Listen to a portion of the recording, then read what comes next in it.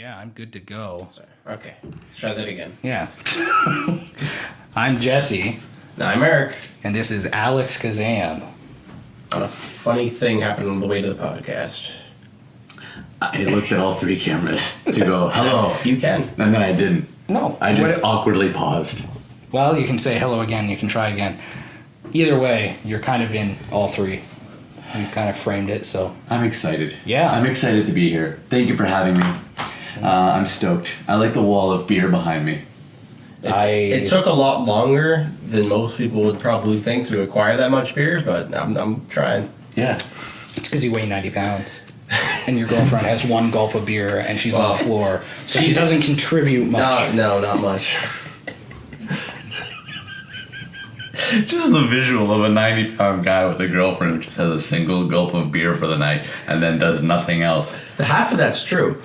She does have she will. She's not good With beer. with beer. She doesn't like beer, or she's just not good with it? Like, she just drops it? What does that mean, not good? Like, she'll fall. Maybe the carbonation. This person is now staring us in the I've eyes. met her a few times. She's been on stage. Good to see you again. Pleasure. That was Steel, everybody. Yeah. All right. Okay, so we should explain a little bit about our guest, or have him explain himself a little bit, maybe, I think. Yeah. Self-promote. My name is Alex. I am a mystery artist. I think that's the best term that I can put it as. I don't know, that's what I do. I'm a mystery artist. I use mystery to create art. I'm a magician and a mind reader and a writer, and that's... An award-winning blog writer. An award-winning blogger. Yeah, thank you. It's true. It just makes it sound better when you say it, right? It makes blogging sound less tedious and silly than it really is, even though it's silly and tedious. But A prestigious Canadian award-winning blogger. We haven't won any awards yet for blogging, so it's better than we got. it's okay, you'll get there. Oh yeah, they're fun to write. You just have to sit down and Actually finish them. yeah. Yeah. We got a good one tomorrow. Nice. Andrew's talking. We have a photographer who's a bit past our age, and he started a series that I'm going to publish about his journey to working with us. So he has like 25 years on us anyway. So Cool. Well, not 25, say- 20 years. A series, what kind of series? Not just a written blog series, Oh, cool. a weekly thing. Yeah, so. yeah. Cool. And he's worked on cruise ships. He's done all that stuff. So Yeah. it'll be interesting. As a photographer? Yeah. Cool. You've been on cruise I don't ships know too, why I right? do this. No. No? No. What time? Where do you typically perform your acts? Right now? Or in general? I guess right now or in the past? Right now is a good example.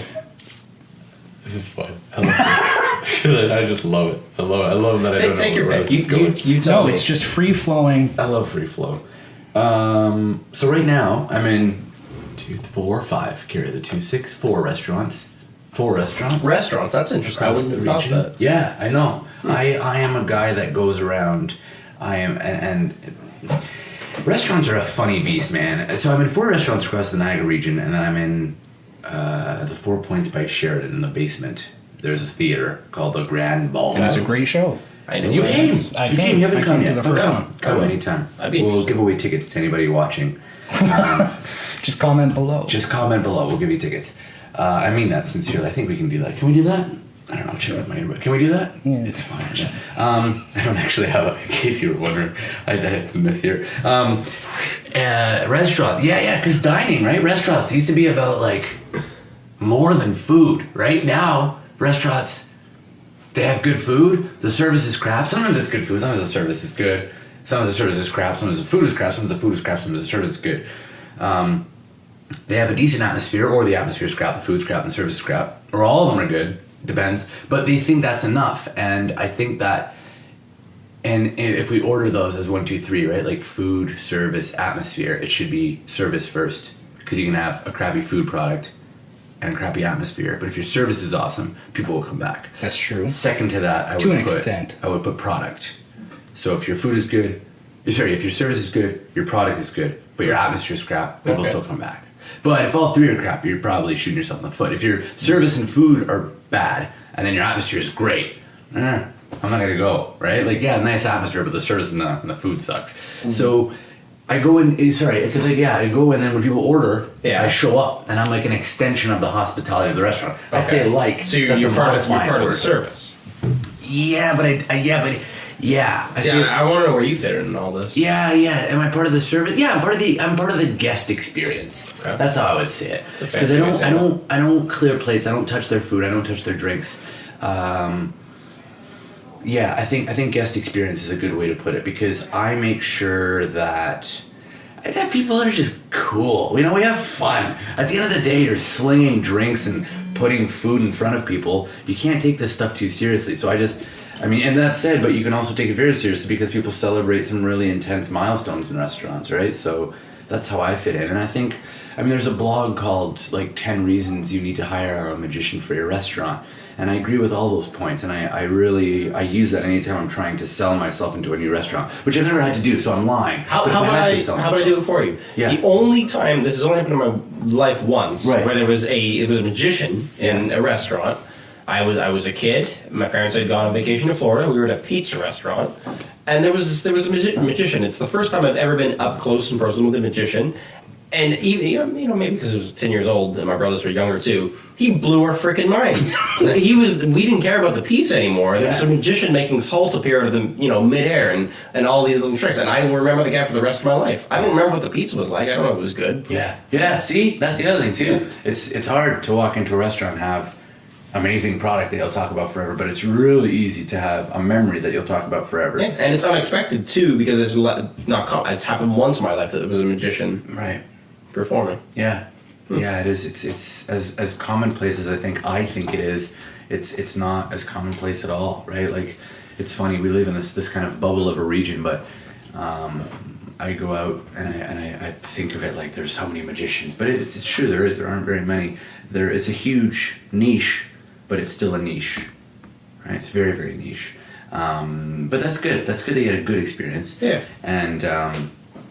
And that's just it. It's so funny. I think. You've seen me. I rack my brain for hours and hours and hours in a day on developing and working towards growing this vision. It's an artistic vision, and then at the end of the day, I have to sit down and go, I'm just a guy that does little tricks in restaurants. Like, that's what people essentially will end up framing it as, no matter how great I want to make it. But that said, I think that doesn't give me permission to make what I do trivial, and I don't want to trivialize it, right? Because it's more about the experience, and it's more about how did that guy make you feel. And the salt from midair, that's cool. I've had people that thanked me after performing with them because they said I was a little scared and apprehensive because there was a guy in a restaurant in Grimsby or in wherever it was, I don't remember what city it was, and he really embarrassed us and he made us feel not good. And that's I think that was Maya Angelou that said, people will forget what you said, they'll forget what you did, but they'll remember how you made them feel. Yeah. And I'm always trying to just come from it at that angle. And if I meet you and you're nice and you engage, then I'll share my art with you. And my backstory is, this is something I take seriously, and we don't need to be solemn about it. I think people confuse solemnity with seriousness a lot, but I take this seriously, and I would ask your attention because we're gonna have a great time.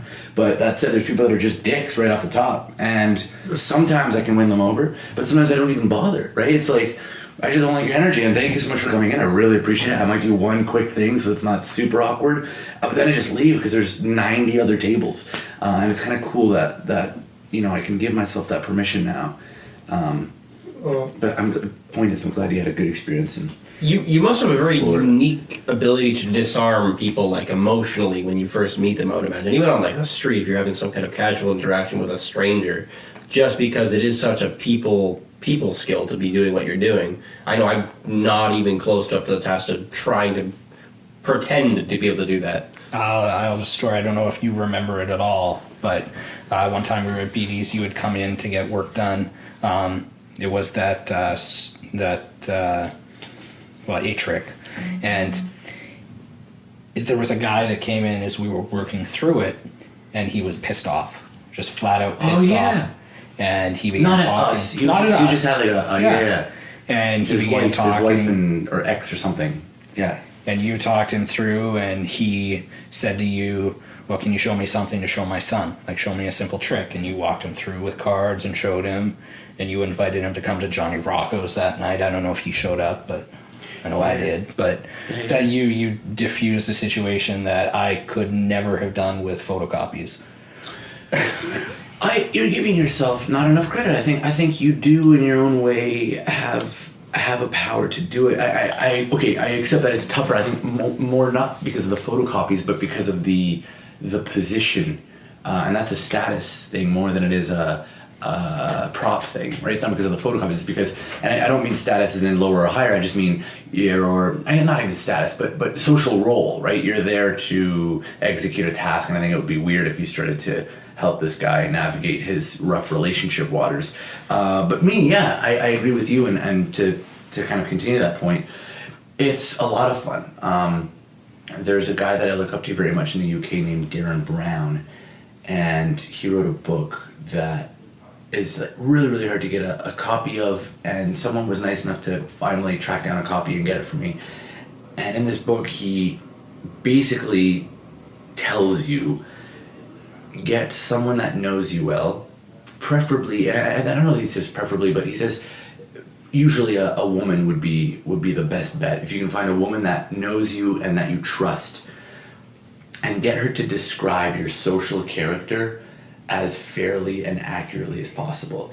And it's funny that you say disarm, because one thing, and sorry, social character in a situation where I feel secure and able, and outside of magic or outside of performing, because a lot of times magicians, if you take away the props and you take away that on persona or that character, they don't have very much. They're very empty human beings, I find, and I think that's why a lot of people find them to be very awkward and repetitive. Stark contrast with you. I've never seen you in a state where I would... Yeah, I've never seen you off. Yeah, right, and I appreciate that. That's been a lot of work, because I think once you mature and once you grow in the work, as any artist, well, not any artist, but most variety arts, if you're able to, if you're not playing a character, if you're yourself, the onstage persona it should just be a slightly exaggerated, maybe refined version of who you are. But it used to be that if I went into on mode, people would cringe because they knew that there was something coming, and it was this like total switch. And now it's different. But to wrap up the other story, my partner said that one of the things she loves most about me is my ability to direct and disarm. She used that word. People in a situation that might be a little heated or might be a little rough, like the guy that came in stressed about his ex-wife and his kids' project or whatever. I think it's I'm really lucky, man. I'm really lucky, because magic is great, but if you can do it just through chatting, right? I mean, if you have props, it helps with the cars or whatever. But sure. It's the only reason I use the word disarm is there's a street photographer that I really like to watch his YouTube videos and stuff, and he talks a lot about the way that you get people to give a genuine reaction to something, or just interacting with people in the street when you're taking a photograph of them, because usually people freeze if you aim a camera at them out of nowhere and they're not ready for it. But being able to have a conversation, like you see them do strange things, like walk up to people, have a conversation with them, shake their hand, and pull their hand, take a picture, and then they keep talking like nothing happened. The person keeps talking like nothing happened, and it's this really strange experience where you need to be able to guide it to a place where that can happen, and there's nothing weird about it. Yeah. And he used the word disarm a lot. Yeah, well, it's essentially, I mean, in photography, it's so interesting because the second you have that piece of gear, I think people feel like they need to change or shift or make themselves look It's entirely different. The whole thing of smile. It's like, why do we gotta smile for all of our photographs? Right. Yeah. And I think a lot of that is, I mean, partially it's insecurity and it's wanting to look our best, which is fine. That's inherently human. I think it's almost like the fact that it's an eye without a person. It's kind of this weird inanimate object, because it's animated and animate in the sense that you know it can capture memories and moments. Yeah. But inanimate because there's no one directing those moments. I mean, yes, there's a photographer or a videographer. Which is, I think, maybe the threatening part of it, the unknown of what this person intends to do. Yeah. And what this machine is doing. Yeah, and that can be extremely threatening, especially if you've had bad experiences with people. I mean, now that cyberbullying has been a thing for so long. Yeah. You know, you don't know what that person's been through. So I respect you guys for what you do. Not that you necessarily do tons and tons of street photography, but the guys that do. You know, I had a friend that did a photography project. She was taking photography of humans at George Brown, I think. And for 2 days, she tried to assimilate into the homeless population in Toronto. She got beat within inches of her life. It's just, you know, and that's partially on her, but also... Yeah, but there are right ways and wrong ways to do it. For sure. One of the people I look up to, he definitely does that successfully. I thought maybe I could too. I got a homeless person telling me he wanted to beat my head in with the camera I was using. So that's how it goes. Yeah. And I don't know. I was kind of ready for that. I knew that I might get a bad reaction, but no, I didn't have that skill at the time. I probably still don't have it, but some people are so good at it, and I think that personality type that suits a magician best kind of is the same idea, I would think. Yeah, and it's funny because, you know, magician is just a word for the archetype that I think. I almost feel weird saying it because I know it's so much more than just this stereotype I have in my head of what a magician is. No, and you don't feel weird. I think, and that's where I was going with that. I mean, it's you say magician, but that could equally be street photographer. That could be really anything. I just think that it's funny because that ability to penetrate into a social situation. I mean, I think that's what ultimately got me into and sticking with magic. That's where the mind reading stuff came from, and I don't say mentalism again because it's just so pretentious. The whole thing is pretentious. The fact that we're having this conversation is to be entitled "White Dudes" is pretentious. But being aware of that, I think, takes away from the toxic elements of that. And all I mean is magician. I mean, it's just a giant archetype. But if you play to the light form of it, Robert Moore wrote a book about it. We play the light side of it instead of the shadow side. And that's where I think the guy who was homeless being threatened by your camera, he might have just felt like you were partaking in the kind of the shadow side or the shadowy realm. He probably thought I was taking advantage of the state that he was in, which is fine. I mean, I didn't say it, but I've had lots of really good interactions with the homeless people of St. Catharines. And it's been fun. That was the one that sticks out in my mind that was negative. Yeah. And that'll happen. But so the dark and the light side. So what are the distinguishing differences between the two? Like, how would you steer yourself in the right direction as a magician to be on the light side? I think that's cool because you're kind of forcing me to frame it from a positive angle. And so let me start with the negative, okay. and then that'll help us get to the positive. Because I think the shadow side is this manipulative, cold kind of. I don't know. It's Is it just like a calculation of human psychology and just going for a direct outcome you can repeat over and over? Or do you think that's just part of it as a whole? Because there's a lot of human psychology involved, I'm sure. Yeah. I think being able to... the light side of it. I think not getting stuck in the mode that I almost just got stuck in is the light side of it, right? Like, if you're able to be calculated and methodical and manipulative. I think manipulative has an interesting connotation, but manipulative without being negatively manipulative. I would say that's the light side of it, and I think that as long as we remember to play on that side, then everything's fine. I don't know, this just got really heady. I'm gonna breathe now. Well, I'm gonna have a break. The idea of being manipulative as not a negative thing is an interesting. I've always taken interest in that idea because people always just think if you're manipulative, it's negative. I always think of it more as you go into a social situation or something along those lines, and you want a certain outcome, and you think about how you're going to present yourself, what you're going to do in order to get the outcome you want. Not necessarily just to control other people, but to steer them in the right direction to get something to occur. Yeah, we get manipulated all the time. Oh yeah. I mean, I'm wearing a V-neck that came from a store that I was manipulated into becoming a customer at, because their sizes tend to fit me better. I like the looks of their shirts more. News between popular culture, media, commercials, right? Commercials are great if you want to look at positive manipulation. And some people say it's negative manipulation, but I disagree. If they don't like the concept of consumerism in general, I think. Right. And consumerism is ultimately up to your own control, right? And that's why I think it's a positive, because I think if someone's doing a campaign properly, I think it's a positive thing. I think manipulation doesn't have to be a bad thing. Consumerism, of course, is a problem.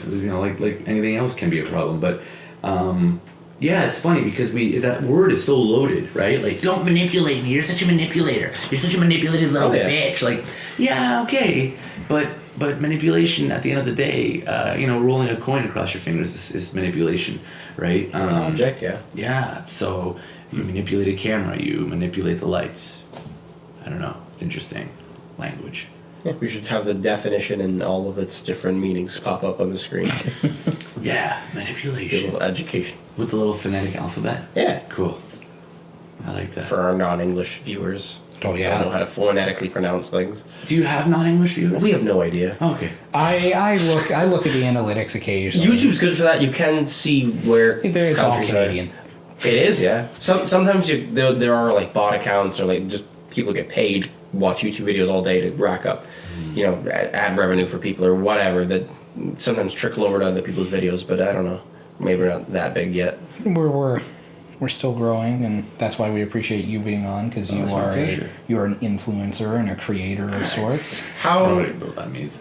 you live in the Niagara region, or I do. You do? Okay. Yeah. How long have you been here? Yeah. That's a trickier answer. I think officially 4 months, but I float back and forth. I floated back and forth for a while. Now I'm just back because I've gotten the 4. I keep saying 4, but I don't know. Maybe it's 5 restaurants. So the 4 or 5 recurring gigs in the region. So I kind of came back officially. Where are you going to? February. Between Toronto or? Yeah. Toronto. Okay. Toronto. Spent some time in New York. But That's interesting. that was fun. Yeah. But no, Niagara's home. I like Niagara because I reduced my hours working by about 5 or 6. So I work 5 or 6 times less than I did in Toronto, and I work in the field that I love full time now. I mean, full time. I work, I don't know, I guess I work 10 hours a week now, and I basically doubled if not close to tripled my income from what I was making in Toronto. And in Toronto, I was not working full time in the field that I wanted to be in, i.e. performing arts. And Can we talk ballpark numbers for a 10-hour work week for income? Because I'd be curious, because you have very unique talent. I mean, you should be paid accordingly, but yeah, damn, if you're living off that, that's good for you. yeah. No, I'm very, very lucky, man. I don't want to throw out specific numbers per restaurant. We understand that it might vary a lot. But yeah. No, so just to give you a perspective, so removing gigs. Yeah. So any private events, any corporate So something events, that's more recurring. Just the restaurants. Yeah. Just those. And removing the tips from that. Depending on the performer, and I won't speak to myself personally, because I fit into this bracket, but the standard rate of pay is about $150 to $250 for a 2-hour block. Okay. So if you do the math on that in a year, you're okay. You can make, especially, I imagine there's got to be some context where tipping is more appropriate than others, and you probably do get tips, I guess. Yeah, you know what? To be honest with you, I don't. No. But I play. I say play. Everything I do now, I consider play. After meeting people and letting them interact with me, I used to say thank you for letting me join you, but it created this weird incongruency. I wear these funny, like pinstripe kind of dress pants that are a throwback to kind of the 1920s, I think, vaudevillian performers, and this V-neck. And then I wear this blue blazer when I go in. The rule is, if I'm wearing this at the end or at the beginning of a night, don't bug me. Like, I'm not performing. If I'm like this, then I'm on. But if I'm sitting at the bar, or I'm done, or I'm sitting at dinner and I have this on, I typically don't perform in this. And it created a cool contrast, because if this goes on and people ask me, I say, you know what, the jacket's on.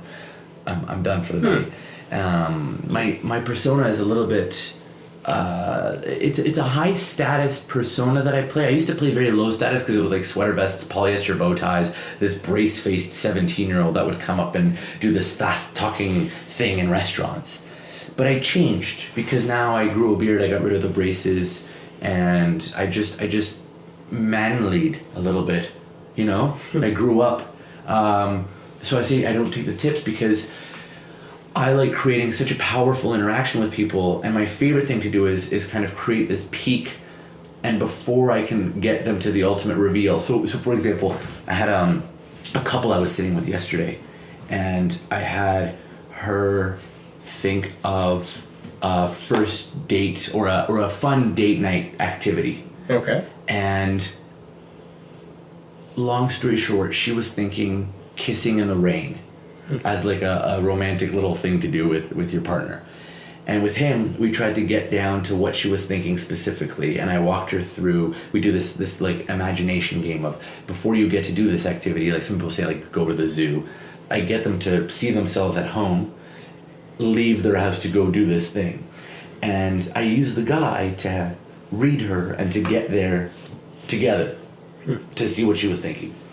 And I had my little pad, and I'm drawing what I think she might be thinking, and I'm crossing stuff out. And then I draw an umbrella, some raindrops, and I put some lips, and I write the word kiss because I'm not that great of an artist. And I fold it up and I give it to him, and I say, I think we got it, and I think you were right there, and I think this is what she's specifically thinking of.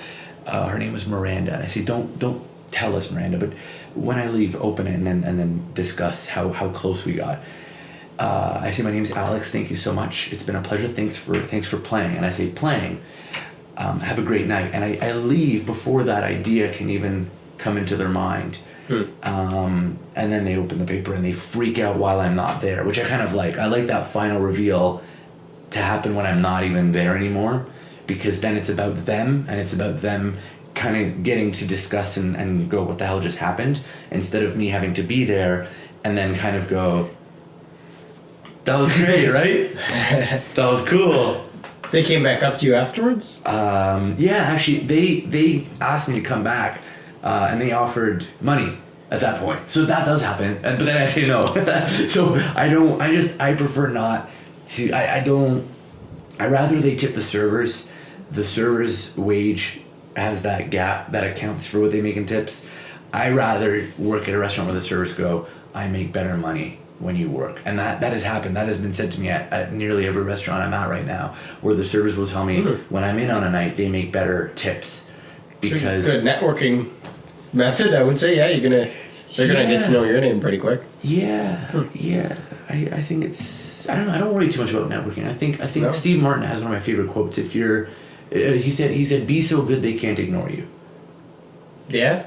You know, I don't know. I think networking's fun. In principle, that sounds excellent. That sounds really hard to achieve for most things, but Yeah. Does it? I don't know. I'm not a performer, so maybe it doesn't make sense in my world, but Fair. I mean, I my day job is I build houses. I try to be really good at that, but Yeah. I don't know. Maybe I wouldn't be ignored and I'd get more raises, but I don't think I need that because I think I get the appropriate rate. I have no idea. I don't know if I can apply that to my life. I did like a good decade. I don't know if you ever knew this. No big deal anyways, but I did a good decade of stage hypnosis. Yes. And by good decade, I mean the first 5 years weren't all that good, but the last 5 years were pretty good, but it was a good decade overall. And when I started performing at the colleges, my mentality, and it seemed to work, and I think it's the same for a lot of hypnotists, is it's like, I mean, you want to be you want people to kind of remember you, but at the same time, I was always falling back because the people that came up on stage were the show. So then it's less about me, less about you when they're opening the paper and seeing the kissing in the rain type thing. But it always seemed to work. And then at the end of the show, I got to watch because people would go up to the people that were on stage and talk to them. So I don't know, it was kind of you creating little mini celebrities, and they felt pretty good about themselves, and it was just kind of neat. Yeah, that's super cool. I like how you frame that, because so many, not necessarily stage hypnotists. I think good stage hypnotists don't do this, and I think that they're smart not to. But I think so many performers, just the ego, right? Me, and that's that. When I let go of that, and I don't think I ever had it too bad. I'm lucky in that sense because I had good mentors. But so many magicians and some hypnotists, even comedians, you know, I'm getting really jaded and sick of the stand-up comedy scene, because it's so much ego and me, and you know, these people that are nobodies, you know, I include myself in that category. It's just like, who are you? And they treat people like they're somehow superior, you know. And I like to hear that you would put the focus on them. One of my good friends, Dave Curran, who's the bad boy of hypnosis. He used to do a thing on 102.1 The Edge. He literally in his show has a line where he says, when I'm done, please give these folks a round of applause, because without them there is no show. They are the real stars. Enjoy your night. And then he goes into the awakening sequence, and that's a cool moment, because not just people on stage, but the audience realizes, oh yeah, like they were good enough to play, you know. And yeah. Oh yeah, totally. Killer. For me, I think the sign out line was essentially like, you know, because Niagara College had a bar, and there was a bunch of glass windows, and I could only imagine if people didn't know what was going on, because when you see a comedian, you can almost kind of tell they're telling jokes. When you see somebody playing guitar, but when you see somebody on stage, and there's people on stage running around like velociraptors, if you're watching from the outside, you'd be like, what the fuck is going on? Yeah. So I always said, you know, like, thank you for coming. It's amazing for you all to be here. There's something that really just can't be described with what is being done. It would probably look very, very weird from the outside. And then at the end of the day, it isn't. It's the people that came on stage, but it's also the people that didn't come on stage, because if nobody showed up in the end, like I think most performers do call out, without the audience, there is no show. It's just a guy standing hoping that somebody will come. And Except for musicians at bars. For some reason, they keep playing when there's nobody there. It's a recurring theme in our lives. we were in Florida, and we went to a That was bar. in Nashville. No, Well, I guess that one was in Florida. Multiple times. The one in Nashville, there were still people performing, but when we went to the bar in Florida, there's a guy on stage, and it's just a mentality that you're paid to play, I guess, because he was just playing to nobody. Yeah. And I think he definitely had more fun when there was at least 4 people in the crowd, but that would be something to just sit. I mean, Yeah, if you get paid for it, I guess. you're getting paid for it, but even going into it thinking, I got to play at the bar at 11 a.m. till 3 p.m. on a Wednesday, you're not hitting peak time anyways. But Yeah. And I think at that rate, you hit it right on the nose when you say, you know, if you're being paid, I just be grateful. I mean, just treat it like a paid practice. Yeah, I would like a practice practicing. session if you're a musician. You know, and I disagree. Having said that, I almost instantly wanted to like re-suck the words back in the mouth, because I don't think you should be practicing if you're in public being paid. I think you should still be performing to some extent. But if there's no one there, yeah, you can kind of, I don't know, maybe try something different. And nobody's maybe. there. Yeah, that's a good thing. But also, you know, one of my favorite stories that I bring up a lot, and I think I've brought it up on a podcast before. Because you have your own podcast too, right? I have my own podcast. Yeah, I put it on pause. I have about 20 episodes that are recorded sitting on my laptop right now, because it's not my preferred medium, and it was a lot of fun, and I'll get them out. They need to be edited and put out, but it's just not my priority, because it's not at all a money maker, or it's literally just a passion project, right? Yeah. It's and it's great. It's great fun. But for now, it's my back burner piece. But I think it wasn't on mine, but it was on someone else's podcast, and there was a couple, my friends, Sophie and Jacob, they're Australian, and you can Google them, but I think they go by Dream State Circus. Dream State Circus, Sophie and Jacob, and they have a beautiful daughter. But before their daughter, I think, was born, they were performing in I want to say Abu Dhabi. So I think it was Abu, and it doesn't matter. They're in the Middle East. They're doing their street show. They're buskers. They do a full, I want to say like 60-minute circus show, hand balancing, fire, couple like partner juggling, partner acro, the works. And it's a really good show. They're amazing. They're incredible. They're probably top 5, if not top 3, duo busking circus type performers in the world. They were trying to wrangle a crowd, and it just no one. It was like one guy stopped. But they did the show for that one guy. They did their full hour show with the same energy that they would have for 300 people. And when they played Toronto, I saw them at Toronto Busker Fest probably about 3 years ago. I love that. They easily have 300 to 500 people any show they perform, because they start the show with loud and fire and funny comedy moments. Sophie's she's a tank but gorgeous. Jacob's a good-looking guy and also just a tank. They're both built like brick houses. And they do this full show, and they're telling me the story at this was actually Niagara Falls, when Niagara Falls tried to do the Busker Fest thing, like the one year that they had it in the falls.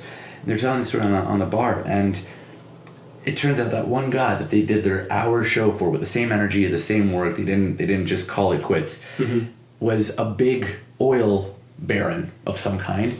And he says, what would it cost me to have you do this show for my corporate party? And they gave him their rate.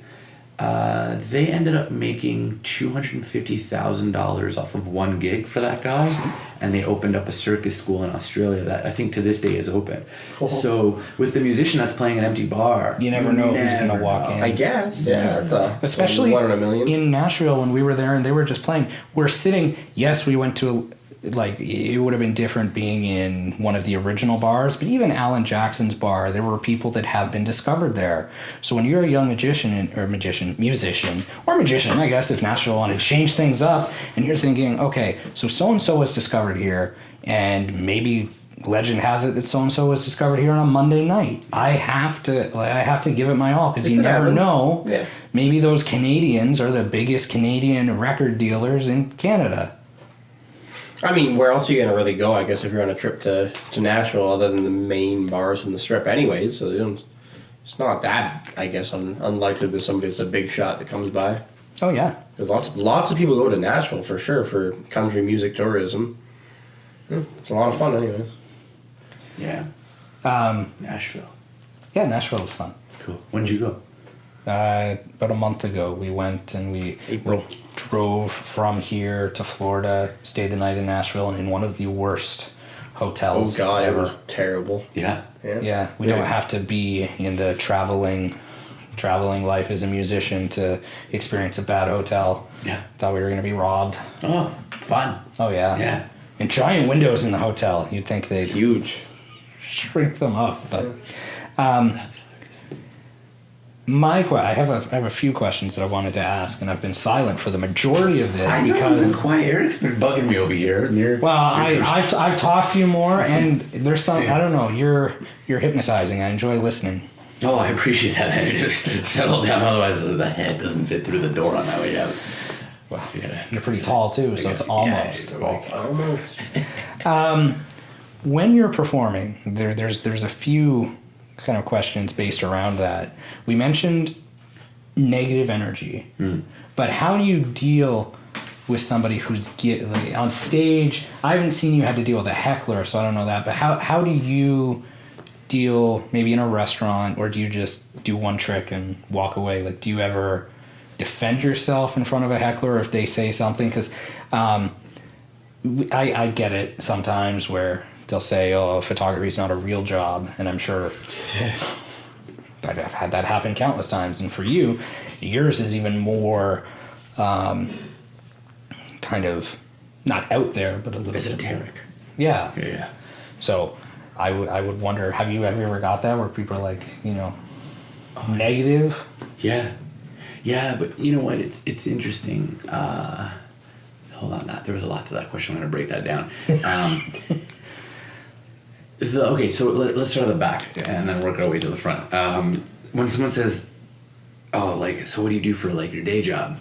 All the time. And I love that because, you know, I told you some numbers and I was purposefully vague just in case there's other magicians watching. Yeah, that's what I'm hoping. Magicians. No, but and this answer I think will help a lot of young magicians. Penn and Teller watch this all the time. I don't doubt it. Penn's been known to troll. When I brought my girlfriend to your show, she didn't know and I didn't want to tell her. And she's met Penn and Teller. And I want to go to Vegas. So when I was dropping hints, I said, okay, so tomorrow night involves an evening with a gentleman who has met and dealt with a duo that you have met and dealt with, but I haven't met and dealt with, and she still didn't get it. Really? It's purposely vague, but... That's fair, but that's hard, you know. Yeah, duo, yeah, but if you don't know, like, the frame or the context, I can see that. It's okay. I hope you guys had fun. It was fun. We're gonna come back. She has a friend who's really gonna like it. So. Cool, great. I appreciate that. So first things first. What do you do with your day job? I used to get so offended. Yeah, I was bartending at one point. I stepped away from magic for like 5 years, close to 5 years. You'd still be a good bartender though. And thanks, man. Yeah, bartending was a lot of fun. It was like I felt like I needed a real job, and I had chose bartending, but I had never worked a quote unquote real job, like where there's someone else in charge and that they tell you what hours you have to show up. I had never done that before, so I did that for 5 years, and it was fun, and I learned a lot, and I'm glad I did it.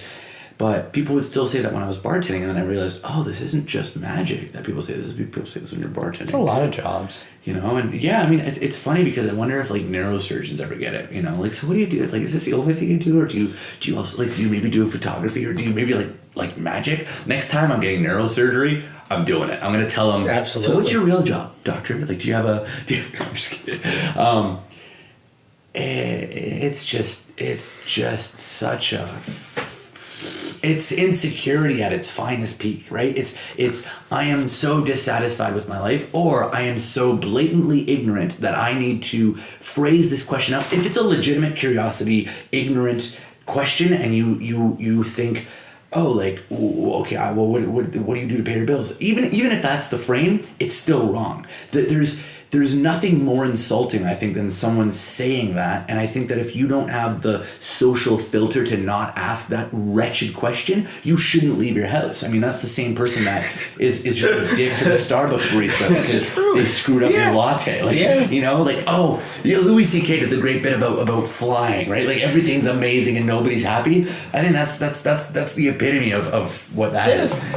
You can tell that I'm still tense about it. I think people that don't have any business framework and they don't understand how you really make money from anything, they just know what established businesses look like, really don't have the creative mindset to understand how somebody can turn something they love into something that makes money. Yeah, and to be fair, most times the people that ask that aren't entrepreneurs. They're people that have worked for the man for their whole lives, and I don't think I've ever gotten that from an entrepreneur, right? From entrepreneurs I get, how can I help you? Where can I hire you? Do you have a card? From people that have worked the same 9 to 5 for 30 years. It's what's your real job, and it's too bad. And I used to get threatened or insulted or insecure, but now, and this ties into the heckler piece, I don't defend myself. I'm not a stand-up comedian. I'm not a clown. And I don't say clown in a derogatory sense because Uncle Val in the show is a character clown. So I do love clowning. I studied and trained in clown. But that said, the persona that I usually present in the restaurants or in my theater show, and this is the other secret, I script everything. If you think that you're original or new in some way with your comment, not you specifically, but a person, the truth is, you've probably heard it, and you, dozens of times, in maybe different words, but if I hear, can you make my wife disappear? My go-to answer for a long time was, I do magic, not miracles. It gets a laugh. But I'm currently working with my mentor. It's a funny line. I'm working with my mentor to make the woman the hero of that and put the guy in his place without being on his side. Because right now I'm on his side and I'm putting down the woman even more, which isn't me, and I don't think it's appropriate or funny. I think it gets a laugh because it throws you off, like I do magic, not miracles. It's like, whoa, he just went there. But that's not the right reason for something to be funny. So lately my response has been, can you make my wife disappear? And I say, have you tried airplane mode? And then I look at her and I go, because she knows all about it. And that creates an interesting dynamic rather than, but it's all scripted. And I like making it sound like it's off the cuff, but, you look at Robin Williams on David Letterman, and then you look at him 10 years prior, or maybe not 10, but 5 years prior on a different talk show. It's a lot of the same stuff, and it feels so organic on Letterman, but that's why Williams was a genius, because they were lines that he would have said hundreds of times before when he was writing them, crafting them, getting them down to their essence, and then he just had this repertoire of thousands of lines that he could throw into a conversation. So I don't defend myself. I do deal with hecklers, and now I'm just more ready. Your name is, well, shouldn't you know you're the mind reader? And I go, I knew you were gonna say that, and then I carry on. They have nothing to come back to that with, because how do you get out of that? Because I don't care what your name is, bud. If you want to play that game, if you're so high and mighty and you want to put me down, I'm just going to go, I knew you were going to say that. And you can't disprove me because that's proving a negative, and I don't have to prove that I know your name because we're playing on my field, bud, right? So it's you no matter what you lose, but that's not me defending myself. Defending myself would be having some gimmicked way of like a blank piece of paper with a secret way of writing while they weren't looking. Maybe have someone else write it for me. And I go, no, I have it written right here. What's your name? I'm not telling you. No, don't tell me. Okay, it's Harry. And then like a third hand comes up and writes Harry really fast. And then I go, see, I told you it's Harry. That would have been old me, right? That's like the defensive approach. Now, it's all scripting. In the show at one point I go, if you could have any superpower in the world, what superpower you have? If you could have any superpower in the world, what superpower would you have? Invisibility. Invisibility. Yeah. Where'd you go? How bad? Crazy. That was right, but little moments like that, and I have to go, there's only 6 or 7 things that people could give me. How can I react to these lines, right? Yeah. And that creates You fun can definitely moments. set up pretty much any given superpower and then just like, I guess, memorize that from the bat. Because there's go-to ones. Nobody's going to pitch something really crazy. You guarantee, because your show ends with somebody wanting to be a mind reader, so you guarantee that at some point, especially at a mentalism show, you'll have somebody who says, I'd like to be a mind reader. Mind reader, yeah. And that's the way it goes. Yeah. I don't know if the show I found to be a perfect personification of how I know you. Cool. Only in the sense that it was weird. You weren't. I didn't know what to expect. The humor was out there, but on point. I know nobody has context to this, but you should go see it. You too, as well. Do you have stuff you do online in video format somewhere? I do, not of the show. This There's show. a trailer. There's like a teaser, but I've deleted it since. I found that it gave too much away, so I just got rid of it. I like that though. I love that you guys are videographers. I am part of an art form that has been around for 2,000 years, and it has been trivialized by 21st century magicians have taken an art form that is inherently wonderful, mysterious, with the capability of inducing wonder and amazement, and just rendered it.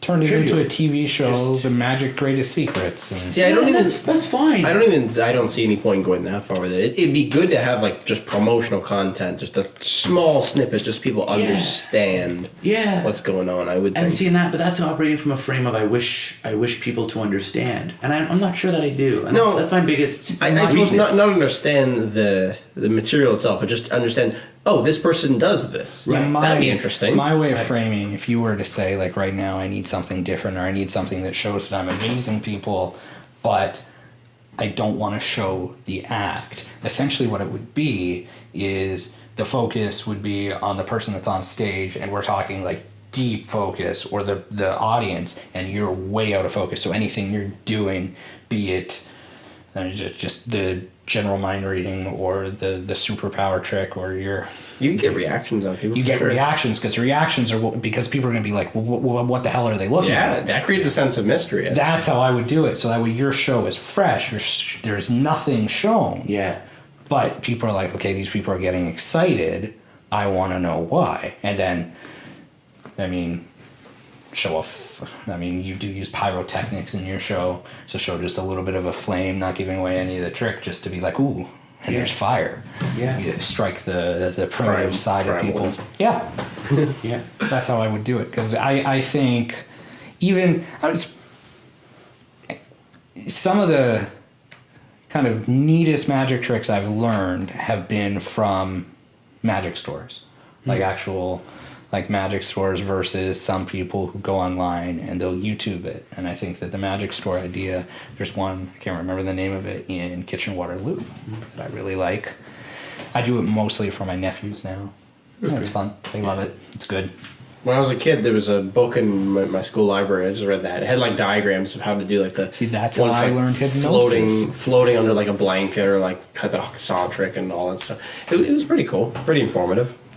So how did you, we talked about it now that we're at a kid stage, you've had a long career in it, but what was the catalyst? What made you, because for me, when I started hypnosis, it was at the CNE, I saw Mike Mandel. Yeah. Hooked. Just done. Completely hooked, 100%. What was your catalyst when you were younger? Was it somebody? Was it something? I think when I was 5, I saw a magician in a library, but I don't remember that. That's been a story that my mom has told me since. It's a good story. Yeah, she got me a magic kit when I was 6. I was 6. So I had my 6th birthday. My birthday's early. It's in January. And I started playing with it. And then her a good friend of hers got me VHSs as I got to 7 and 8, and it was the Mark Wilson complete course in magic. And Mark, who's still alive, was the first person pre-David Blaine, pre-anybody in North America anyway, to bring magic to television, and he did very, very well with magic on TV, I think back in the 60s and 70s. I had his like VHS tapes, and I just started playing, and I got hooked, man. I don't know. I think, I mean, the typical story of the only child that learns this tool or this craft that he can hopefully make friends with, right? At the end of the day, I think that's what it was about. Is But it won't get you laid. No, I saw that yeah, post. Yeah, magic won't get you laid. Yeah. Yeah, it's another hour and a half chat we can have on a different day. But yeah, I mean, really, right? That's what it was. Is how do I make friends? And I think that's what magic. That's what cemented it and made it keep coming back. Because it was a phase, but it was a phase that just never stopped phasing me. There were other phases within the phase. I wanted to be an astronaut at one point. I wanted to be a basketball player. But magic was the through line, through and through. So I don't know. I'm excited. I'm lucky. Yeah. You know.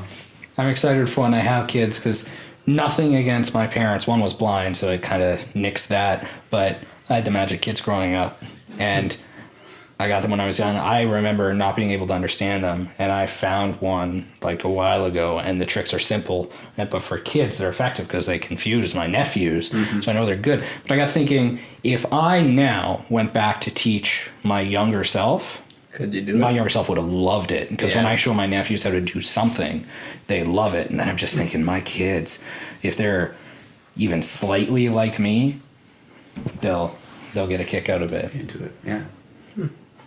Yeah, kids are cool. Kids are really cool for that. So do you have different, because you'll do private events, do you have different... I nod to that like I would, but you know what? You know how many no's I've sent people? I don't do private. I do, but it's very, very rare. It's because, you know, do you deal with negative people or hecklers? It's like you said, you build houses. Yeah. Or clients. You know how happy I am to say no to people now? If I don't feel like, if someone says, hey, can you build this house?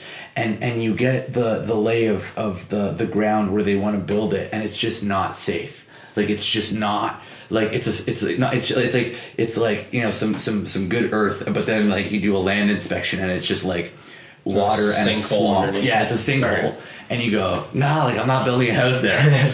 Like, peace. I've been doing that so much, so I'm nodding like, yeah, I'll do private event, and then no, I do, but I don't.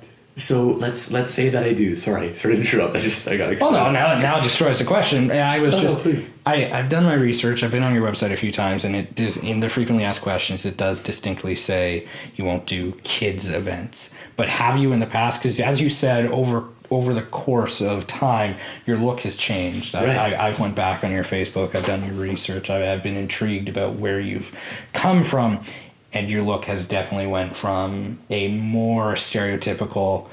You're also a good juggler too, right? You do juggling. Juggling, yeah. Thanks, Yeah. man. Thanks, yeah. So you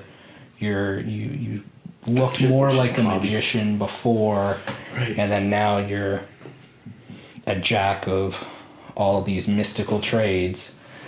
Interesting. Yeah. I think a rich inner life is how I describe it, because I don't want to be a jack of all trades. I want to have like one or maybe two things that I'm really, really good at. And I want to, like, if someone wants like an elite level luxury entertainer that does mystery arts, like psychic or magic type entertainment, I want them to first think of me. But I draw from unicycling, fire breathing, juggling. I did stunts for TV and film, acting pieces, emceeing, stand-up comedy. I mean, I worked with Yuck Yucks for a while and emceed, but also did just straight stand-up. How are you? I'm not bad mouthing anybody. I won't go into specifics. I love it. But it was just interesting to me. How tight are you with your master of ceremonies from your show? David Green. Yeah. I'm pretty tight with him. Okay. Yeah. It's just a creative acknowledgement. I saw him perform in St. Catharines at least a year and a half ago. Yeah. Or 2 years, and it always, you know how you said that like comedians, you're almost kind of done with them. I recognized him right away. Yeah. And I thought, how often do you see a comedian who isn't like a headliner that you get to see a second time? Right. But his show was the same. The jokes were the same. Yeah, great. Yeah, that's why David Green is having the success he's having. Because he, Bruce Lee, I fear not the man who has practiced 10,000 kicks. I fear the man who has practiced one kick 10,000 times. I think I'll speak to my art. I think you can have a really phenomenal career in magic with a handful of tricks. I say tricks, I don't like that word, but effects. A handful of effects. 5 to 10. Routines. Yeah, 5 to 10, if that. I mean, now because of video, you're forced to be more, which is good, right? But if you're saying I saw a show and it was the same, yeah, good, because if he in a year and a half has decided that is the right path and that is getting him laughs, that's fine, because he doesn't care about necessarily the guy like you who will see him twice in a year and a half. He cares about the new client that will book him. He's the only stand-up that I know in our region who is 100% clean. And He is clean. And he doesn't do anything to embarrass or upset the audience. And those two things are so hard to find. I don't know anybody now who's alive. Very, very few guys. No one locally that I know that can riff with the audience and create a sense of inclusion and be intelligent about potential heckles or, not go to stock lines that just put down the other person, like intelligently take heckling. So yeah, sorry. Note on David Green. But it's a good point. It's like, it was the same. And I mean, to someone that has seen them again, that's why I try and change up the shows. But there are definitely pieces or moments that have come up in other shows. It's not going to be brand new. But they're good moments. Your show, which I don't know, now I'm second guessing the comment about David, because your show you did when you answer the questions. I saw you do very similar at Rise Above. Rise Above, yeah. And that I think has rewatchability, because every time it's different. It's the same in kind of the opening, but it's very different, and I think that's, I guess technically it would be the difference between something that's audience controlled. I guess comedy is audience controlled too. So I don't know. I'll take it back. I suppose it makes sense. It was just half dozen of the other. Excuse me. What Jesse's talking about is it's a moment where people. I think now the scripting is, please write down hope, a fear, or a question, but make it meaningful to you. So not something like, I hope to win the lottery, because frankly, I just don't care. Yeah. Lots of people. Yeah, and then they crumple it up into a ball, they throw it into a bowl, and we play with that. Well, you say crumple. I specifically went against what you said in hopes that you would grab mine, and you did. Oh, perfect. I folded. Perfect. You commented on the fold. Perfect. Yeah, I did. I totally did. That's hilarious. Were you trying to... Okay, we'll get into that off camera. That's hilarious. I love that you did. That's great. That's great. What was I going to ask you? I was going to ask you something. I don't know. No, I don't know. That's great. I'm glad. Negative hecklers. Did I answer the first question? The original one?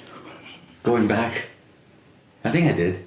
Yeah, Is that suitable as an answer? You're better at staying on topic than we are by a long shot. Yeah. I think... That's my job here. I don't need to know. stay on topic. You're my guest. You know, I'm just kidding.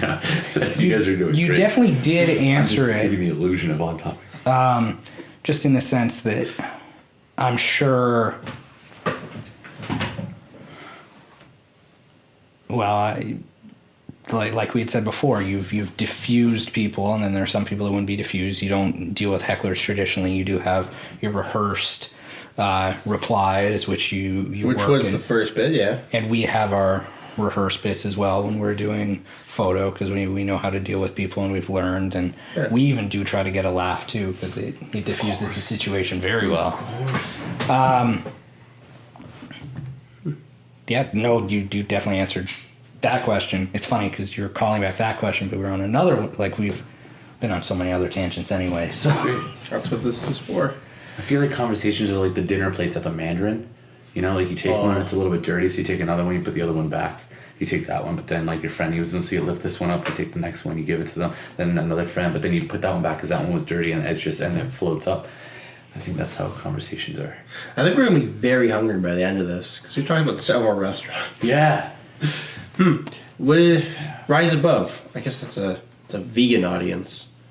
Well, it was closed. They did it. Oh, it was the just- restaurant closed. That's right. Yeah, you're thinking of the restaurant being open and me walking up. This one was we cleared out the tables, put chairs in. Tila and I went. And just used it as a venue. Transformed it into a little never mind. thing. Yeah. I thought it was while people It were was eating. very intimate. It was very well done. Thanks. That was again the first time, because without seeing you perform and really only talking to Monica or something like that, she'll catalog you. I don't know if she's ever seen you perform, but she'll say magician, and then unfortunately like we had said, it's such a wide range. You could tell you're not typical just because of even being in a office supply store. You're 100% you, right. And then seeing you perform, I got it. I understood kind of exactly what it was, and I was intrigued. You build an atmosphere very well. Oh, thanks, man. See, I don't feel any of that. I'm still like, it's all shit. I need to get it. No, this is crap. I need to start over again. So I'm glad. That's good. I'll just keep doing. Are you familiar with the concept of imposter syndrome? Yeah, I suffer from it daily. I'm standing in front of the executive producers for NBC at one point, shaking their hand, and they're saying to me, "That was great. We'll definitely be in touch. Please make sure you leave so and so with your information. Really, really well done." And I what? But then equally, I see guys on TV doing the stupidest, simplest garbage, and I'm like, "How are you?" And everyone's like fawning over it, right? And I'm like.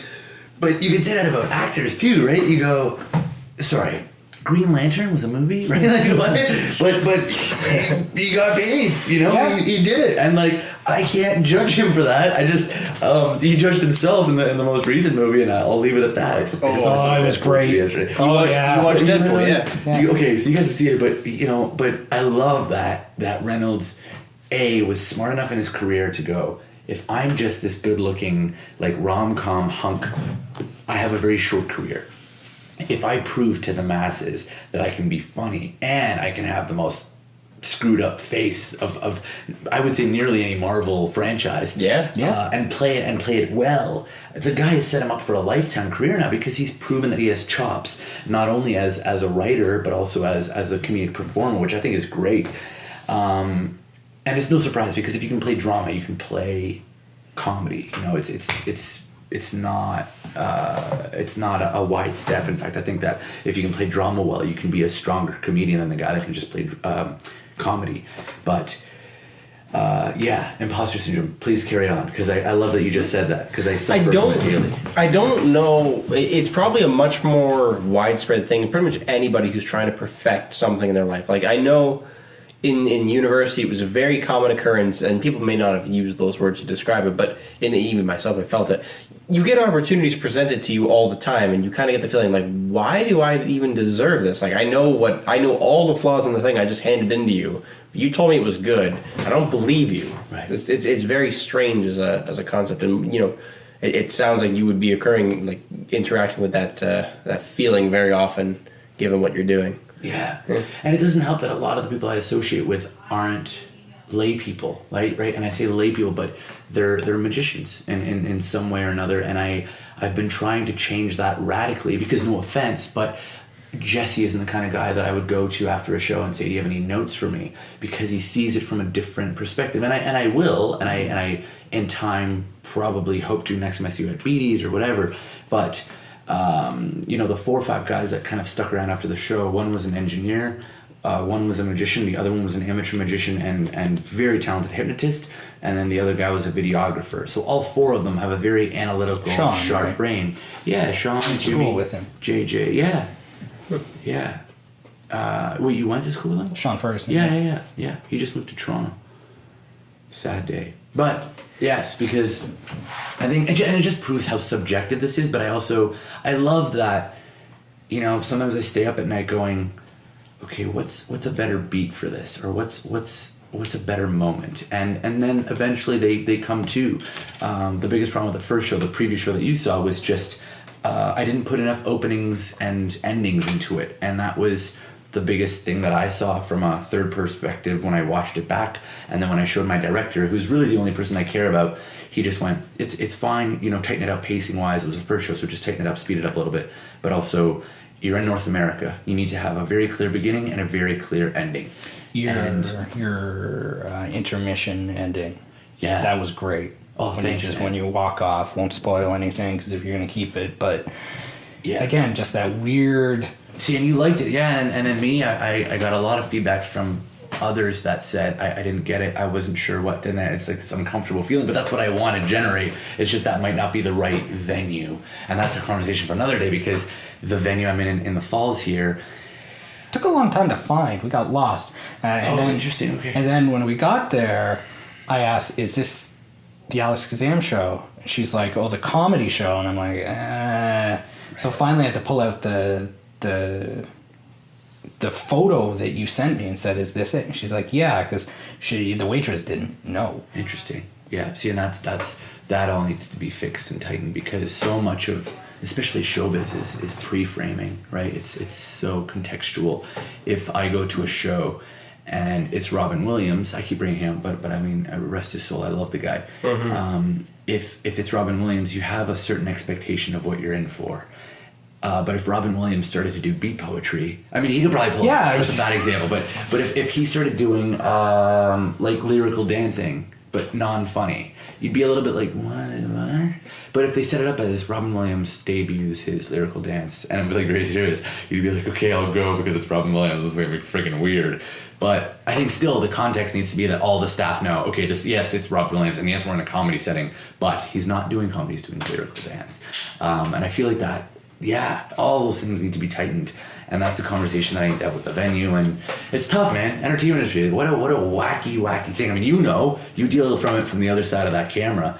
I can't imagine some of the stuff you've gone through, but it's just so crazy. And now everyone expects you to do your own thing. Like, there's no such thing as management or agents anymore. There are at a certain level still, of course, but it used to be that even someone like me would have to be represented by an agent before approaching or being approached by anybody. Are the people not doing it, or are they just not affordable for that kind of stage? I think the internet changed everything. Yeah. I don't even know if it's affordability as much as it is everyone with a video camera and access to a magic shop or a DVD player now thinks that they are a performer, the same way everybody with a camera thinks they're a photographer. Yeah. you know, and who are we to judge them? Because again, it's so subjective. And here's three white dudes speaking from their place of privilege. And I don't want to shit on anybody's parade. But the point is, I'm sorry, you're not a photographer.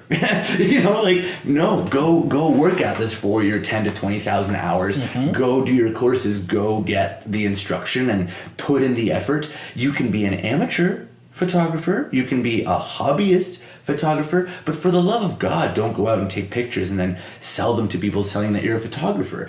It's like, I don't mind people doing magic as a hobby, showing their nieces and nephews, showing their kids, but don't go try and take my bookings, right? And I'm not saying that you do, but it's the same thing. It's like I have no problem with hobbyists, but hobbyists shouldn't be performing in the public. And people have really beaten heads like, oh, it's just for fun, he's just doing a trick. And I go, yeah, but this is how you decimate an art, right? So they are getting hired and they are undercutting you? Oh, of course, yeah, but I think that happens in every field now. Well, I know for photography, it's very common to get undercut by, and it's undercut by a wage that is so crazy. Yeah, like they'll say, I will go to your wedding for 12 hours with my cell phone and take your pictures for $50 and breakfast. Or, not even a cell phone, I'll go to your wedding with a mid-grade camera for $100 for 12 hours. Yeah. Like, there's no, like, as soon as you get up in the morning, you're at a negative. And yes, it's not all about money, to an extent. If you're going to do it as a profession, it has to be a livable wage, or at least it can't be that little of an amount. But of course, if you're an amateur and that's not your main gig, you can get by with an extra $100 for the time you would have spent sitting on the couch, anyways. I guess. So true, not bad. Yeah, I don't know. It's that's a weird beast, man. And I have no qualms. I mean, I hang out with this guy Paul Wildbaum, who acted as I say my director, but he's my technical and creative. He's my theatrical and creative consultant for the show. And he's a 67-year-old dude, and he used to tour the world with a 60-minute, non-verbal, clean comedy show. Which now, I mean, I say that and people, what? Really? Yeah. But he's the first to say, you know, the best moment that I can bring back is I asked Paul if he wanted to get together for a coffee, and I said, I don't have money for you, Paul. I literally just wanted to know if you want to hang out for a coffee, because I've got a couple hours to kill in between these two appointments, and I'd love to see you. And he says, Alex, no offense, but we're not on the same level, and I'm not your friend. I'm your mentor, and you can pay me for my time or just don't spend time with me. And I respect the crap out of him, because that's what I think it ought to be. It's not, this is a professional relationship, and he values himself enough to go, if we're hanging out, it's likely going to be me picking his brain or learning something in some way, because I always do. He might as well be getting paid for it. And I had huge respect for him for putting that boundary in place. Was there a shock at first, or did it just hit you with respect? But it was a shock for a second, until I realized the only shock was how dare I, really, right? It's like, I'm sorry that I even asked, because this fle like bullshit that we're also polite, right? It's you know, kids getting participation awards, right? And I know that so many parents are going off on this, but I have a big issue with the fact that it's the millennial crisis. There's so many different articles and speaks and talks that we could link people to, but the most recent one is the Simon, I forget his last name, Simon, whatever. But right now I'm about to quote Simon, so I get to say Simon Says on a video, which I've always wanted to say. Millennials are one of the hardest demos to reach for that reason, because we just give them permission. We give ourselves permission. We've been given permission over and over and over and over again, and it's like when you put up a no, it's like, oh, I just violated his safe space or her safe space or its safe space, depending on what gender they want to be. So, you know, it's just like, shut up, right? Like, this is ridiculous.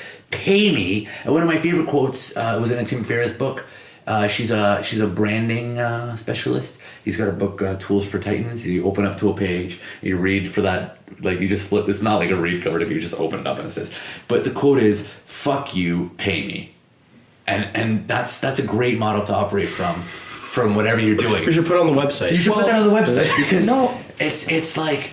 To this day, I get 1 to 2 emails a day asking me, could you volunteer and donate your We get that all the time. We still do? Yeah. All right. I work with 2 charities, and it's on my website as well. I have 2 charities that actively work with and I volunteer time to. But you know, a nonprofit the Kidney organization. Foundation will do free work for them to an extent. Yeah, They'll still pay us for mileage and whatnot, but it's. Yeah. And I'm not saying don't do free work. I feel uncomfortable. No, with we this have cynical something dude, to but- gain through that, at least from what I have experienced. So it's mutually beneficial, I would say.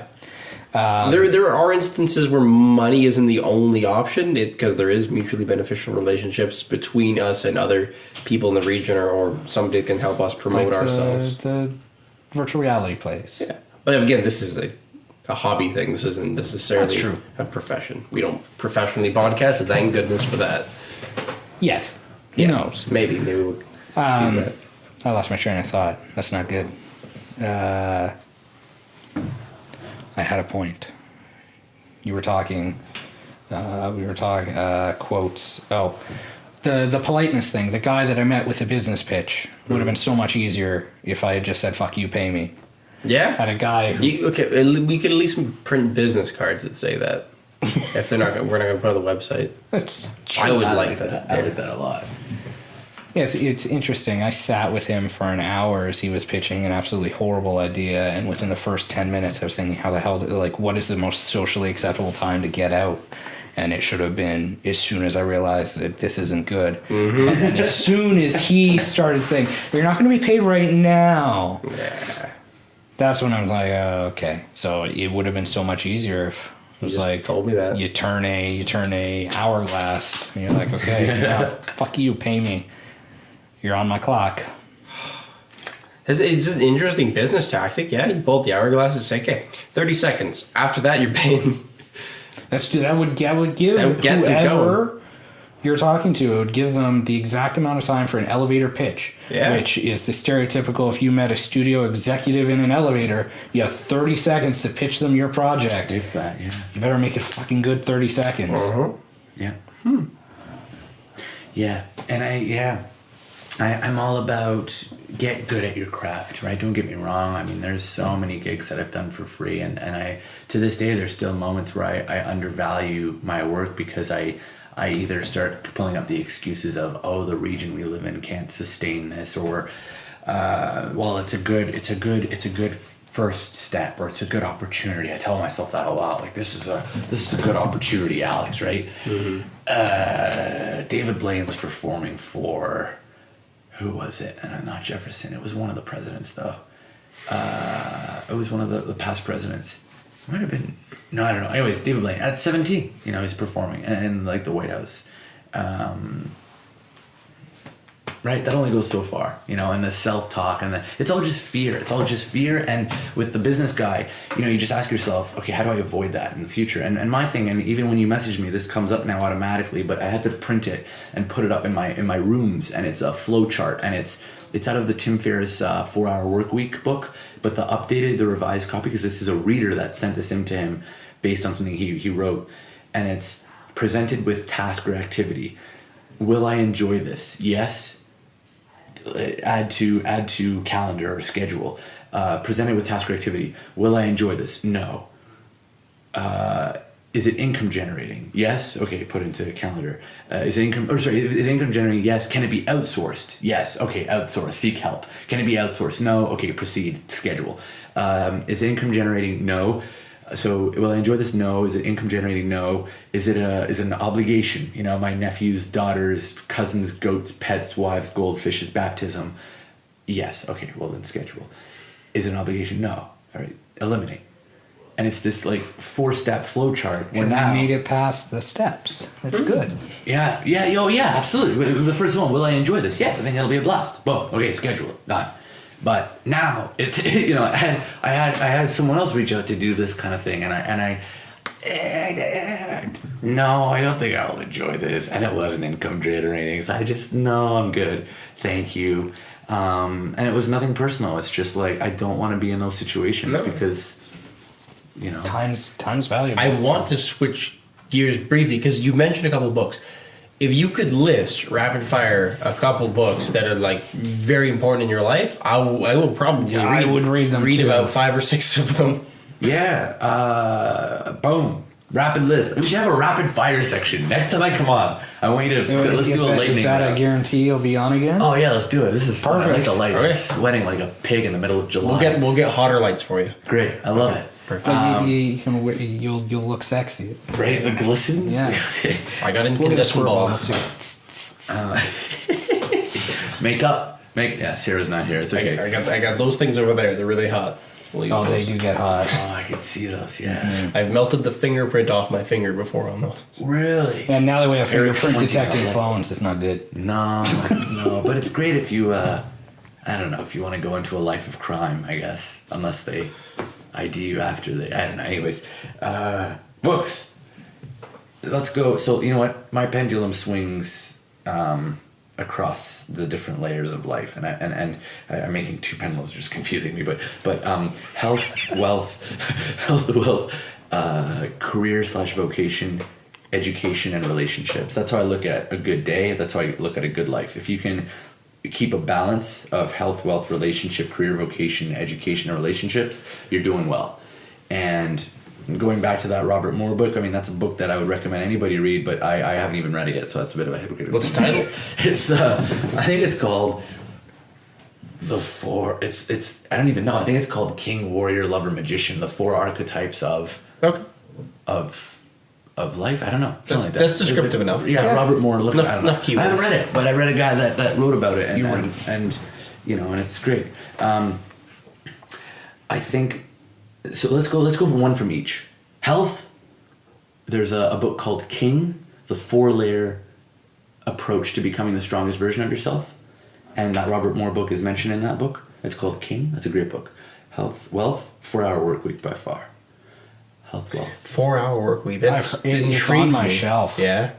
Great book. I should probably sit down and know what I'll do tonight. The title alone is enough to make me want to read that. Right? Yeah. So Tim Ferriss, blogger, but basically snuck his way into Princeton. Long story short, created a supplements company. He's making $80,000 a year when he graduates Princeton with his supplement company. But he was working a lot. He was working close to 100 hours a week, I think.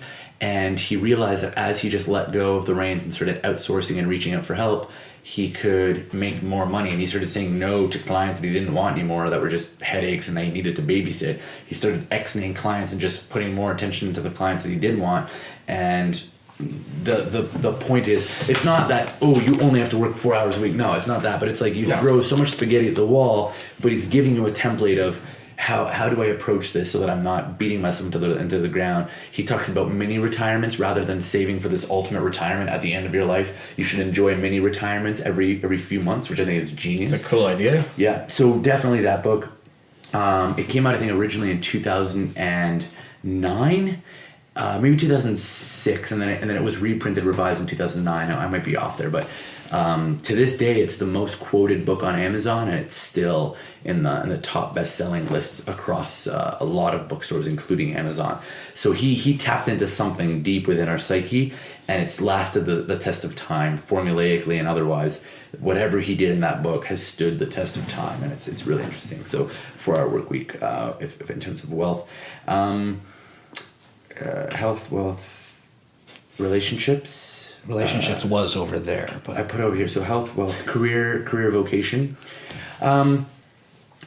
a little bit more specific. I would have. Maybe not. That's specific. Yeah, that's tough. But yeah, I mean, anything, and that's something that I'll mention to you both. I actively try to read more, and I have for about a year and a half now. I've been trying to. I try to make it through a book a month, and I realize that even if it's just a chapter a night, even if it's a page a night, it's better than nothing. And I used to be the guy that had to like start the book, finish the book. My buddy Josh just told me about a concept called interleaving, which is really quick side tangent. They took a study group of people that had never played baseball, and they taught group A how to hit the ball from 4 different pitches. So group A learned 4 different pitches, but they were taught like this pitch for 2 weeks, then this pitch for 2 weeks, and this pitch for 2 weeks, and then this pitch for 2 weeks.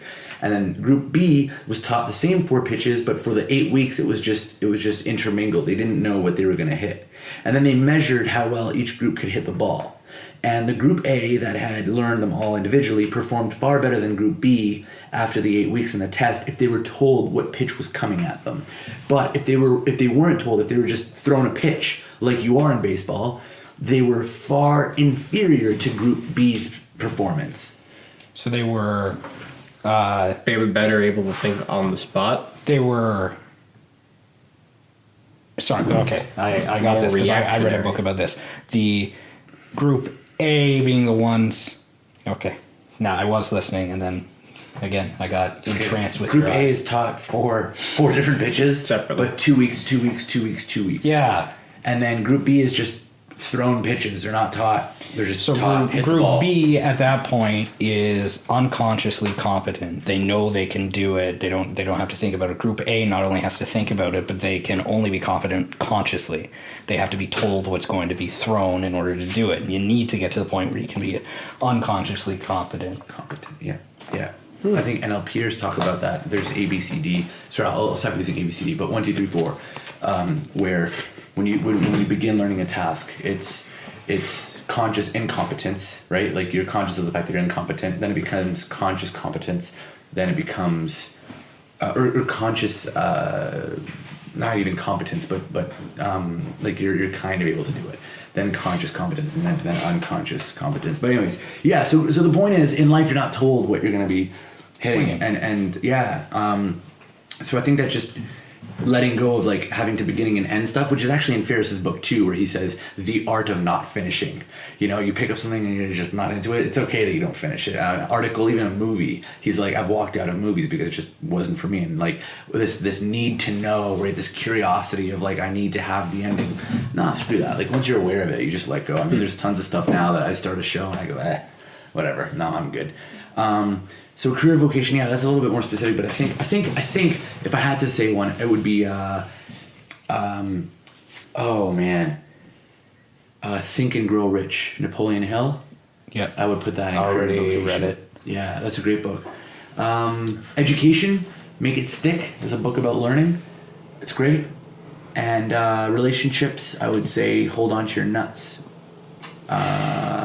By Wayne M. Levine. I like the title of that one too. Yeah, nuts, N.U.T.S. It's an acronym for non-negotiable, unalterable terms. So for any young men watching, by far the coolest relationship manual I've ever gotten. And it's intended for men. It's not for women at all. It's kind of like Fight Club. I'm not even supposed to be talking about it. I think the concept of that one for most men is you learn by trial and error, and it's very destructive in your life for a bit until you figure it out. But having a book sounds nice.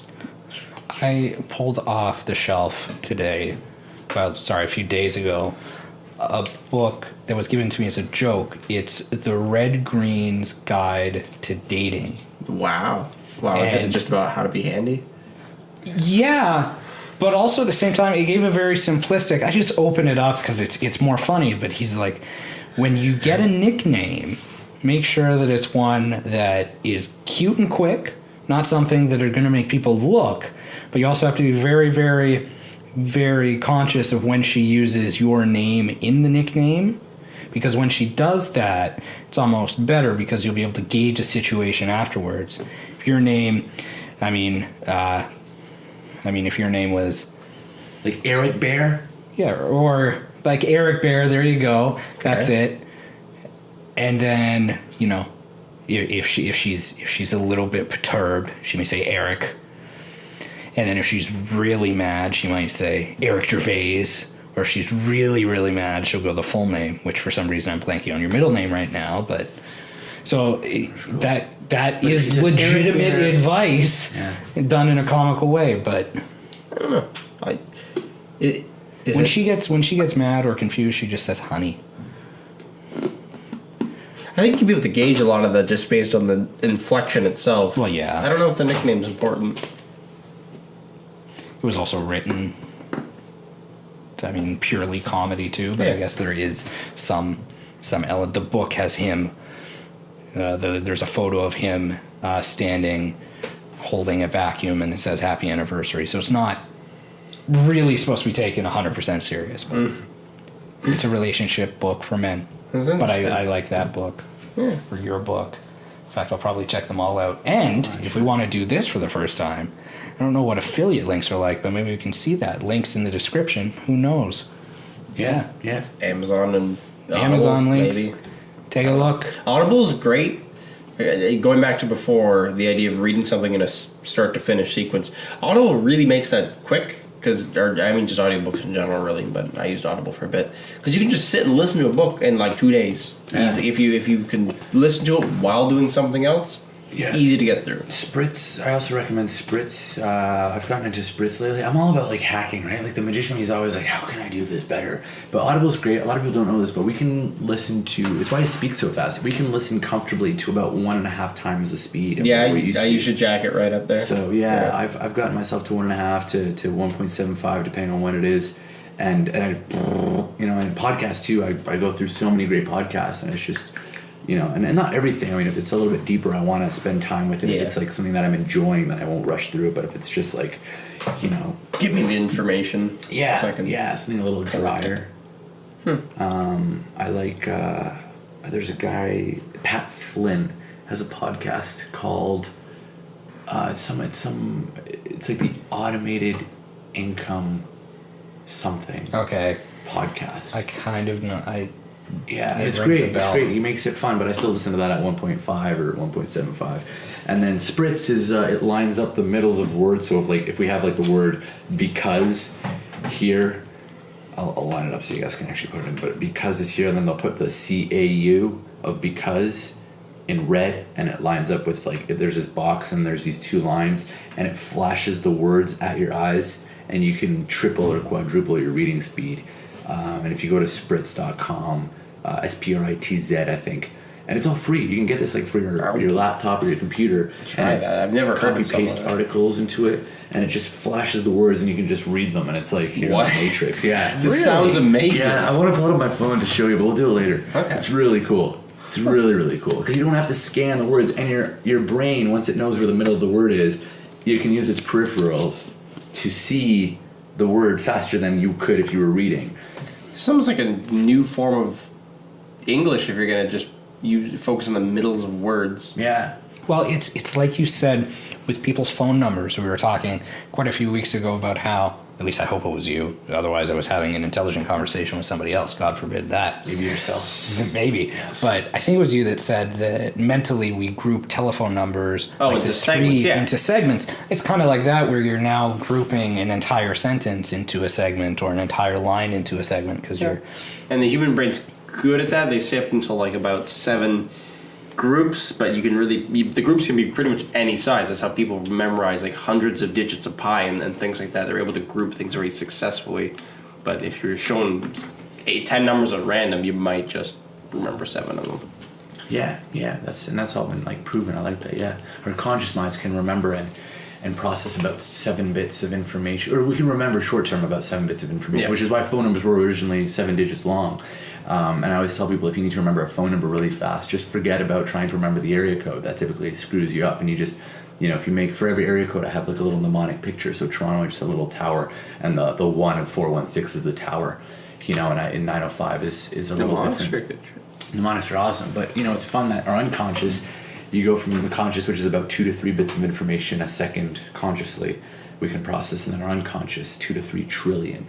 Right, as I sit here, my body is digesting the food I had before I came, my skin temperature, my nail growth, my hair growth, my blinking rate, my breathing, my speaking. It's making the words kind of like, it's just like, whoa, right? And you graph that and you go, man, imagine if you could tap into a little bit more, which I think Spritz, they kind of did. They went, how do we take advantage of how greater our minds scientific approach to reading, or more scientific approach. I'm pretty sure they had neuroscientists that worked with the app developer. I'm intrigued. Crazy. Yeah, check it out. I'm not making it up. It's like on the trial website, you can go up to, I think on the trial or on the demo page of the website, it's like at 500 words per minute. It shows you the example, and you can keep up, but it's draining, but as you practice, you get better and better and better. But draining at 500 words a minute, I mean, if you can read 500 words in a minute, it makes sense that it's draining, but you could get so much more done if you could just read at that pace. Yeah. So yeah, it's going to be draining, but it might be just as draining as sitting there and reading the same amount, except Although- you're getting it done. Technology helps so much. Like even when I was in university just a couple of years ago, I tried so many methods of getting text to like a speech program, because there's text to speech programs, but none of them are good enough. And now that I'm out, Microsoft Word comes out with a really good one, and now I can't use it. But if you're a student, you probably already do this, and you're probably better at it than I am. But yeah, just time-saving measures like that. Because if you are in university and you're in your later years and you're reading all these scholarly articles, some of them are like 100 pages, and you got to read multiple articles. It's like, oh, yeah, I don't have time for this unless I speed it up a bit. Yeah. Spritz your way through it. My recommendation is coffee and Adderall. I'm kidding. Well, I'm sure university kids are quite familiar with that method too. Both, yeah. Yeah. Well, there's more stimulants than just Adderall, but yeah. Oh yeah. It's crazy. I've never dabbled in any of that stuff. Yeah, coffee, obviously. Well, I took Cetiphedrine once for congested sinuses, and that worked pretty well with coffee. Yeah. Yeah. Don't do drugs that'll do it. recreationally, but if you happen to accidentally take a lot of Cetiphedrine for your congestion and drink coffee at the same time, you will focus very well on what you're doing. That's actually how we got this entire house built, if you're wondering. This is how this house came to be. That would One be night. an insult. This house is terrible. It's terribly put together. Is it? Oh, yes. Insulting. Home renovation is a thing that you should probably consult a professional for in most terms, but some people get it in them. No, you hire a hobbyist. Yeah. Or your cousin. Yeah. Or something. I don't know. Fuck you, pay me. You know, Well, this was fun. This had is fun. intriguing, and you've already we have it verbally that you've signed on for at least one more. Oh, I'd love We'll to. come up with something. I'd love to. You find it fun. We find it fun. I think. yeah, no, thanks for having me. It's You great. definitely have different stories than the escort. Yeah, I mean, if you want to hear about that night with the bamboo and the fox, I'm happy to tell you, but it's, might be a good story for another day. Save for next time. She has a similar one. Yeah. He's bambooed. No. It was not good. It was interesting. We're trying to get a wide range of people. And Yeah, great. You know what? And this is a trick that I use in my podcast. You ask the guest off camera who they would recommend to interview. And, Okay. and then you just it's like this giant. well, that's an a art. good idea. Perfect. So We know what we're with doing. that note, we're going to go off camera. I think we're pretty close to where we said we had to Yep, be. So we right might as now. well. So I'm Jesse Dahlster. I am Eric Gervais. And I'm Mr. Dresso. I had to do it. No, my name is Alex Kazam. Thank you for watching. We'll have your information down here. So. Sure. Yeah. If it was good, have it. If not, put Chris Angels, okay? Just